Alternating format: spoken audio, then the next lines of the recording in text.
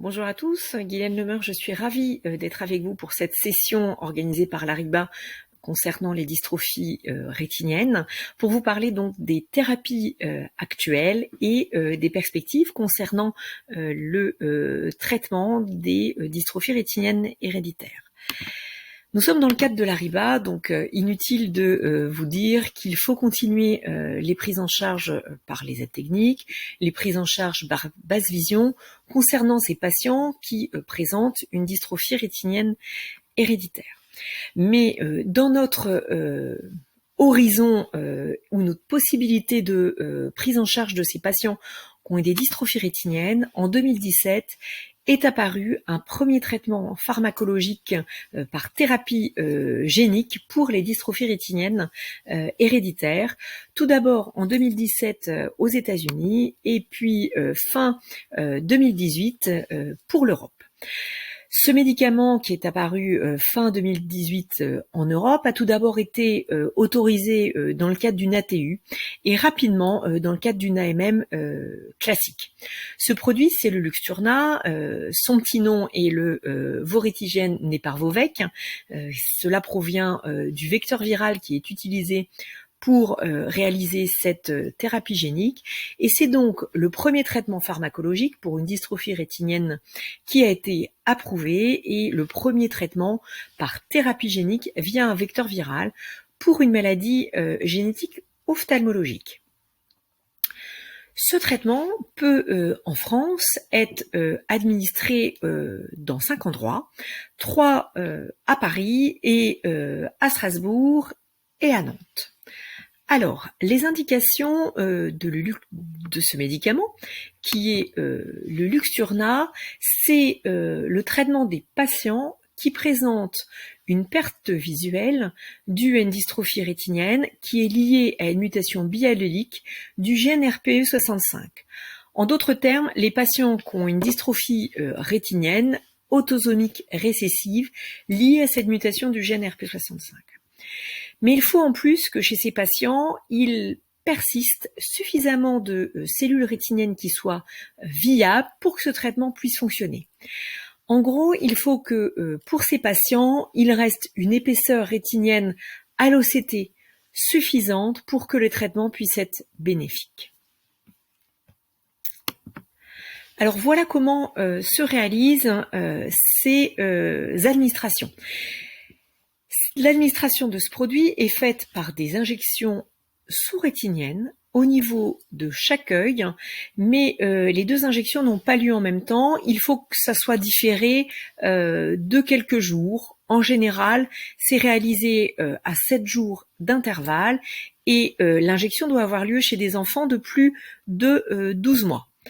Il est réalisé une première injection sous-rétinienne, puis en décalé, je le disais, 7 jours après, en général, le deuxième œil est opéré chez le patient qui peut donc bénéficier de cette thérapeutique. Il faut encadrer ces injections de corticoïdes avec un traitement qui est démarré 7 jours avant à pleine dose. Si nous avons dû diminuer au bout de 7 jours le traitement à demi-dose et que l'œil contralatéral est injecté plus de 7 jours, eh bien, il faut reprendre à forte dose, puis petit à petit, il y a une décroissance sur 1 mois. Ce produit doit être reconstitué dans un laboratoire qui est habilité à réaliser la reconstitution de ce produit, qui est livré dans un bloc sous forme de 2 doses. Par sécurité, il faut avoir une deuxième dose disponible, livré à un personnel qui est formé, livré dans un bloc qui est accrédité, avec des chirurgiens qui ont été formés et accrédité pour l'administration de ce produit. On voit ici la seringue avec le système d'injection qui permet de réaliser l'injection sous-rétinienne de ce produit de thérapie génique, et il faut réaliser de manière préalable une vitrectomie pour faire cette chirurgie. Donc voilà comment se déroule l'injection. Donc après la vitrectomie, une canule passe au sein de la rétine et avec le piston et l'injection qui est faite soit par l'aide, on a ce soulèvement au niveau de la rétine qui est effectué avec une injection qui a lieu au niveau de la zone fovéolaire. Ce qui va permettre d'apporter le produit entre les photorécepteurs rétiniens et l'épithélium pigmentaire.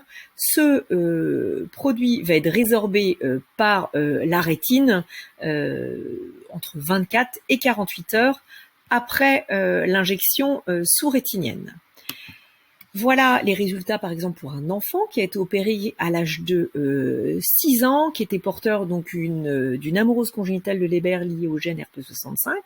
En préopératoire, les parents avaient noté que son acuité visuelle était limitée à 3 dixièmes à droite et 2,5 dixièmes à gauche, avec une plainte essentiellement de gène à l'obscurité et assez rapidement après l'injection.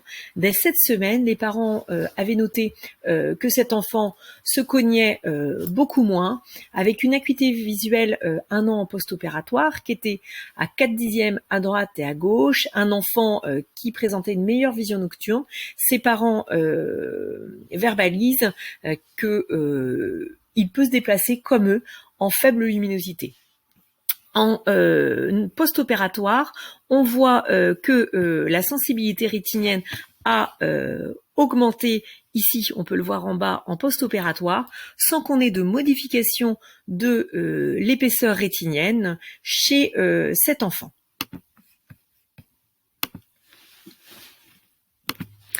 Les résultats récents, parce que c'est vient juste d'être publié, c'est en pré-proof, de l'équipe de McGuire et Jean Bennett, qui sont à l'origine de ce médicament, montrent qu'après une injection sous-rétinienne de ce produit, il y a une stabilité des résultats à 3 à 4 ans.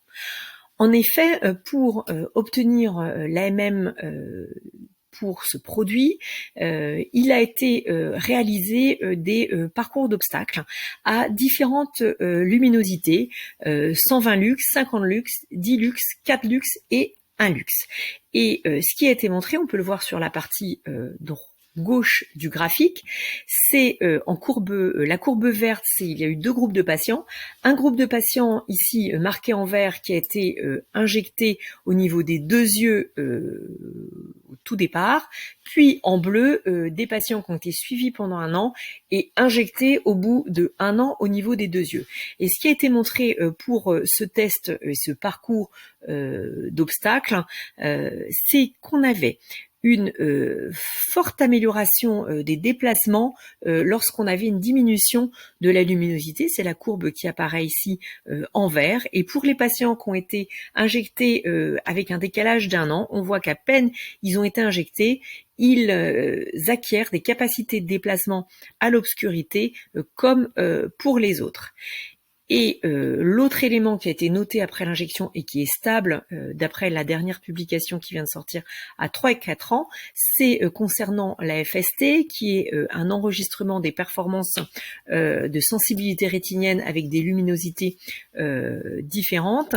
On voit de la même manière que les patients injectés soit immédiatement ou soit en décalé d'1 an ont une amélioration de leur performance et que ces performances restent stables 4 à 3 ans après l'injection. Voilà pour ce qui est des dystrophies rétiniennes liées aux mutations du gène RPE65, ce qui ne représente que quelques patients, me direz-vous. Alors, lorsqu'on s'éloigne un peu et qu'on regarde actuellement quels sont les gènes qui sont à l'essai en préclinique ou en clinique concernant ces modalités de traitement par thérapie génique, on voit qu'il y a de nombreux travaux en préclinique et qu'il y a aussi de nombreux gènes, comme on peut le voir ici, qui sont en essai clinique, qui concernent plusieurs maladies. Et ces maladies, je vais juste vous les décrire pour que vous ayez des petites idées, que je vous les cite.